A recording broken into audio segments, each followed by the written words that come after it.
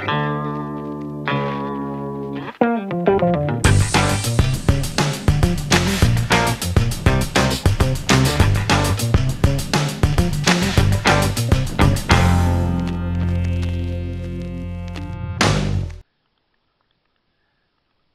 ovale presque parfait, niché au plus profond des gorges du Tarn, comme un écrin de pierre pour des eaux d'un bleu profond, si limpide que leur source sert d'adduction à l'eau potable de la ville. Depuis la nuit des temps, cette résurgence vauclusienne a dicté par sa beauté magique la vie des hommes. C'est elle qui a offert son premier nom au lieu, Burlatis. C'est elle aussi qui a façonné le village, dont elle s'impose comme le centre. Un cœur d'eau au pays des pierres.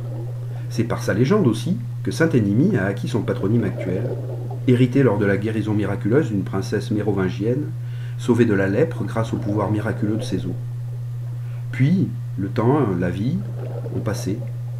Les aléas des chantiers, de la route, quelques éboulements de sable charriés par le cours d'eau ont partiellement obstrué la résurgence.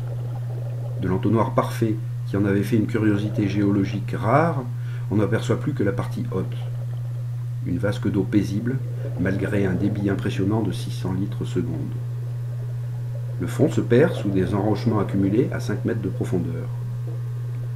Et seuls, quelques lozériens en quête de guérison ou de vœux à exaucer continuent à nourrir la magie du site en lançant quelques monnaies trébuchantes. Oubliez la burle.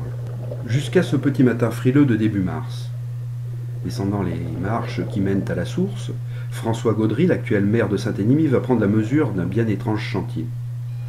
Le regard pétillant et son éternel sourire rivé au coin des lèvres, il est satisfait. De sa boîte à malice est encore sorti un projet qui devrait valoriser ce haut lieu des gorges du Tarn.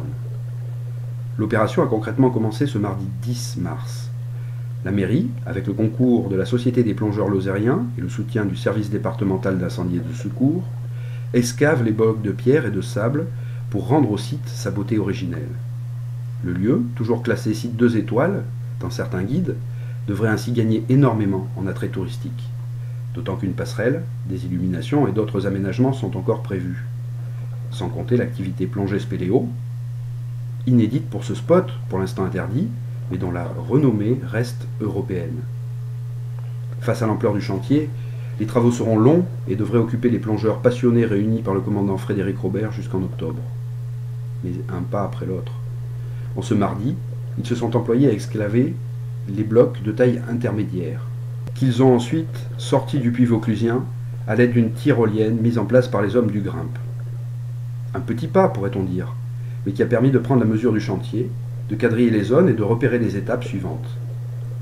La venue, en fin de mois, d'une pompe aspirante pour évacuer le sable et le gravier, puis viendra la perforation des gros blocs en vue de leur arrimage et de leur évacuation par grue.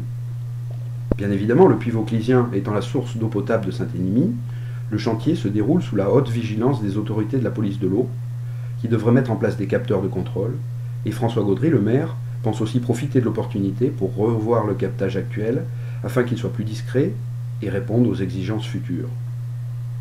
Une belle aventure humaine que nous suivrons pour vous, et qui sait, la légende rejoindra peut-être un jour la réalité.